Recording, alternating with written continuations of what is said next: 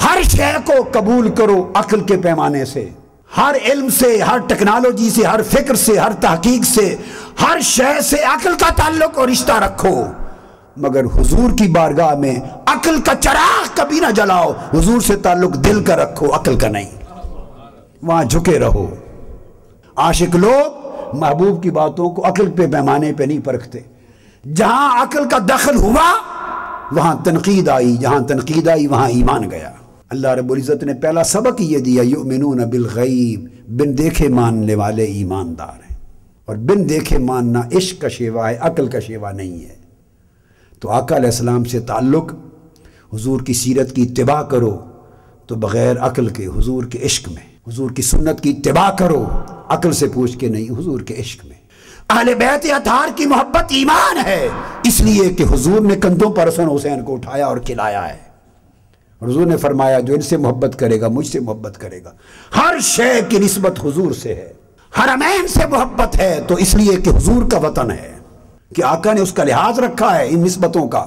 سارے شہر خدا کے، مگر کیوں آقا نے فرمایا کہ قیامت کے دن جب میں اٹھوں گا تو میرے ساتھ سب سے پہلے اہل جنت بقی اٹھیں گے، مدینہ والے قیامت کے دن، پھر اہل مکہ اٹھیں گے، پھر دنیا اٹھیں گی۔ اور حضور نے فرمایا باری تعالیٰ ہمارے لیے مدینے کی محبت مکہ سے بھی زیادہ کر دے۔ یہ صحیحین بخاری مسلم کی حدیث ہے۔ فرمایا باری تعالیٰ ہمارے لیے مدینہ کی محبت مکہ جیسی، اور پھر فرمایا اکثر اس سے بھی زیادہ کر دے۔ کیوں زیادہ کر دے؟ وہاں خدا کا گھر ہے، وہاں خدا کا گھر ہے۔ مگر یہ میری بات نہیں، یہ تاجدار کائنات کی صحیح حدیث ہے بخاری مسلم کی۔ فرمایا ہمارے لیے مدینہ کی محبت مکہ جیسی، اور پھر فوری فرمایا یعنی مکہ سے بھی بڑھ کر دے، شدید تر کر دے مدینہ کی محبت مکہ سے زیادہ۔ کیوں؟ اس لیے وہاں خدا کا گھر ہے، یہاں خدا کے مصطفیٰ کا در ہے۔ گھر خدا کا وہاں ضرور ہے، مگر خدا کی محبت کا مرکز و محور بھی مصطفیٰ کا در ہے۔ اس لیے جہاں حضور آرام فرما ہیں لاکھ کعبے بھی اس خطہ زمین پہ قربان ہیں۔ حضور نے یہ بھی دعا کی باری تعالیٰ مدینہ کی برکت کو بڑھا دے، اور حدیث پاک میں ہے بخاری مسلم کی متفق حدیثیں، اتنی بڑھا دے کہ مکہ کی برکت سے بھی 2 گنا کر دے، مکہ کی برکت سے 2 گنا کر دے۔ جب آقا علیہ السلام نے خود تصریح کی تو اس فضیلت کا جو فرق رکھا اس کا مدار کیا ہے بولیے؟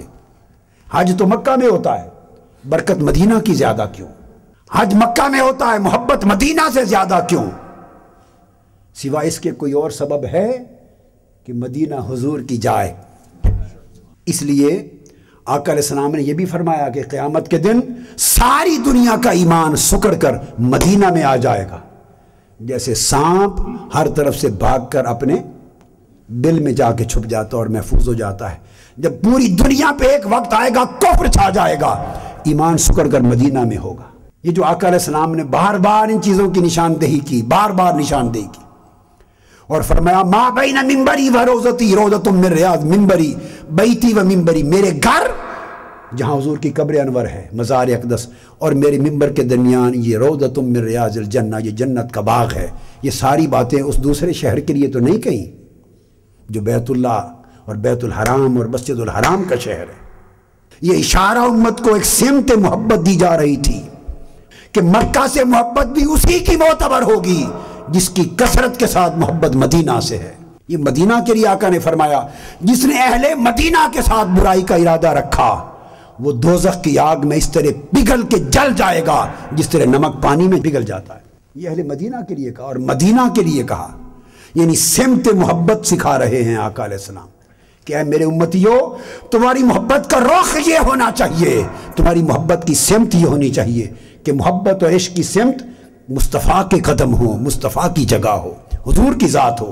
اگر یہ محبت نصیب ہو گئی تو اس کے صدقے کعبہ کی محبت بھی نصیب ہو گئی، اسلام کی محبت بھی مل گئی، دین کی محبت بھی مل گئی، ایمان کی محبت بھی مل گئی۔ اس رشتے کو دوبارہ زندہ کرنے، پھر اپنی نسلوں میں اپنی اولادوں کو سکھانے، یہ وراثت ان کو منتقل کرنے کی ضرورت ہے۔ سب سے پہلے نئی ویڈیوز کو حاصل کرنے کے لیے شیخ الاسلام ڈاکٹر محمد طاہر القادری کے آفیشیل یوٹیوب چینل کو سبسکرائب کریں اور بیل آئیکن کلک کریں۔